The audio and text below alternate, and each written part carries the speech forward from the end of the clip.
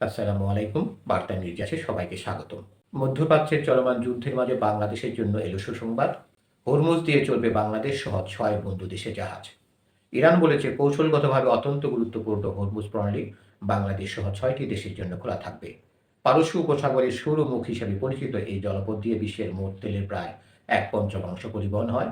গত মাসে যুক্তরাষ্ট্র ইসরায়েল ইরানের বিরুদ্ধে যুদ্ধ শুরু করার পর থেকে এই পথ কার্যত ইরানের নিয়ন্ত্রণে।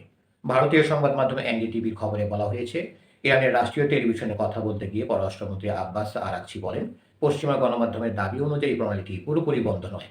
রয়টার্সের প্রতিবেদনের কথা জানিয়ে এনডিটিভি বলেছে, আরাকচি বলেছেন, অনেক জাহাজের মালিক বা যেসব দেশের মালিকানায় এইসব জাহাজ রয়েছে তারা আমাদের সঙ্গে যোগাযোগ করেছে এবং প্রণালী দিয়ে নিরাপদে চলাচলের নিশ্চয়তা চেয়েছে। কিছু দেশকে আমরা বন্ধুসুলভ মনে করি অথবা অন্য কারণে সিদ্ধান্ত নিয়েছি। এসব ক্ষেত্রে আমাদের সশস্ত্র বাহিনী নিরাপদ পথ করে দিয়েছে। দর্শক, আরও সংবাদ পেতে আমাদের বার্তা নিউজ চ্যানেলটি সাবস্ক্রাইব করে আমাদের সাথেই থাকুন।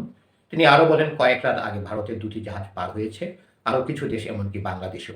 এসব দেশ আমাদের সঙ্গে কথা বলেছে এবং সমন্বয় করেছে। ভবিষ্যতে এটি চলবে এমনকি যুদ্ধের পরেও। আর একটি ইঙ্গিত দেন যে এসব দেশকে শত্রু হিসেবে দেখা হয় বা চলমান সংঘাতে জড়িত তাদের সঙ্গে সংশ্লিষ্ট জাহাজকে পারাপারের অনুমতি দেওয়া হবে না। তিনি বলেন, যুক্তরাষ্ট্র, ইসরায়েল এবং বর্তমান সংকটে ভূমিকা রাখা কিছু উপসাগরীয় দেশের জাহাজকে প্রণালী অতিক্রমের ছাড়পত্র দেওয়া হবে না। গতকাল বুধবার তিনি বলেন, আমরা যুদ্ধ অবস্থায় আছি, পুরো অঞ্চলই যুদ্ধক্ষেত্র। আমাদের শত্রু ও তাদের মিত্রদের জাহাজ পার হতে দেওয়ার কোনো কারণ নেই।